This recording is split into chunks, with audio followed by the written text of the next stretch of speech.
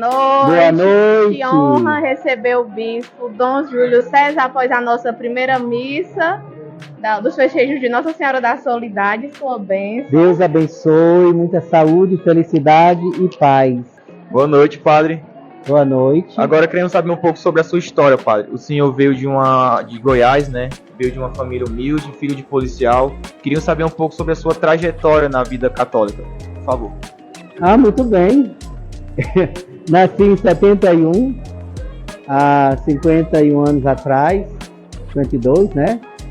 E meu pai, na época, ele trabalhava na Araguarina, era vigia e depois cobrador de ônibus. Nós morávamos em Goiânia. Minha mãe era doméstica. Quando eu era criança eu adoeci. Minha mãe fez uma promessa a São Francisco. Eu fiquei curado, graças a São Francisco de Assis. Fui a Canidé pagar minha promessa faz pouco tempo, né? Há 5 anos atrás. Fui batizado na igreja de Cristo Redentor, lá em Goiânia. Depois nós fomos morar, ainda eu criança, no Piauí, em Teresina. Moramos durante todo o tempo. Sempre morei no Piauí desde criança, desde 2 anos de idade, 2 anos de idade. No Piauí fiz toda a minha trajetória de estudo.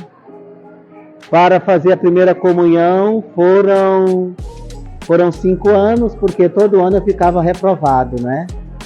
Todo ano a professora dizia que eu estava reprovado na primeira comunhão, que eu não passei de ano. Só ficava reprovado no catecismo, viu, minha gente? Eu não ficava reprovado na escola, não. Graças a Deus, eu gostava muito de estudar.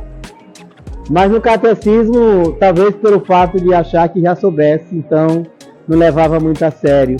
Até que apareceu uma catequista, Albertina, que começou a contar as histórias de Jesus e as parábolas e colocar as crianças para fazer teatro, e eu sempre queria fazer o papel principal, e aquilo ali foi ajudando a minha vida, e eu fui me engraçando, e depois entrei no grupo de jovens, participei do grupo de jovens da paróquia, fui crismado, e depois da crisma entrei no seminário, e hoje estou aqui com vocês, graças a Deus, celebrando. A gente conheceu um pouquinho agora da sua vida católica, mas me conta, teve algum padre, algum sacerdote que foi o seu referencial? Sim, teve, Dom Alfredo, né? Foram muitos padres, eu não posso falar só um, não é?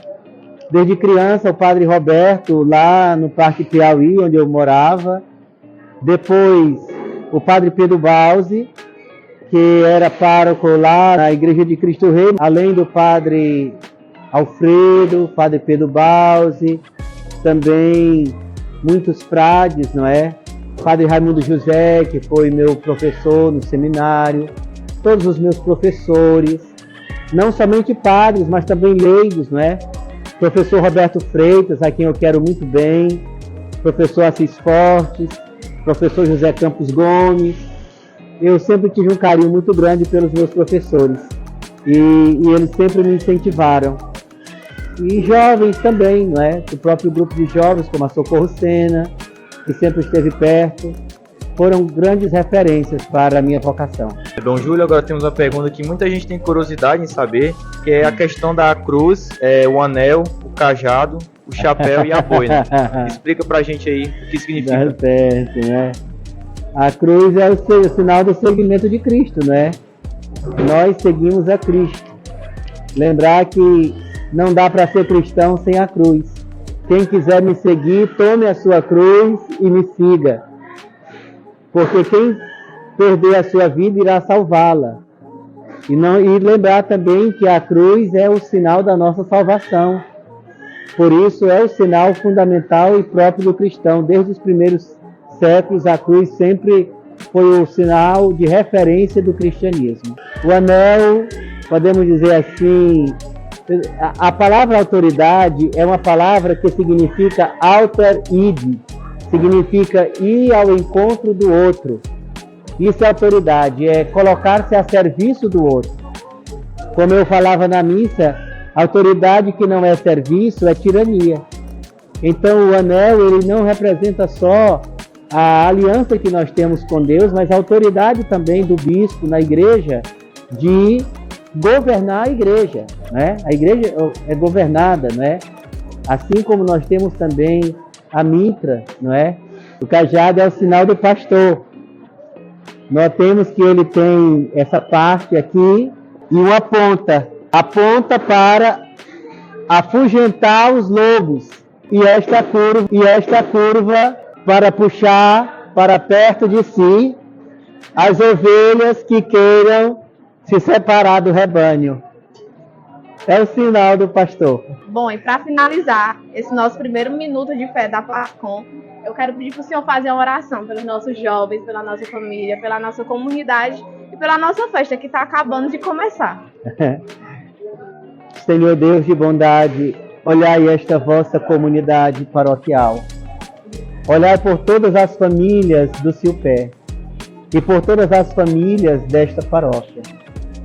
Olhai pelos jovens, pelas crianças, principalmente as crianças que passam necessidades, as crianças que estão doentes, as crianças que estão famintas, as crianças que não têm a presença do pai e da mãe.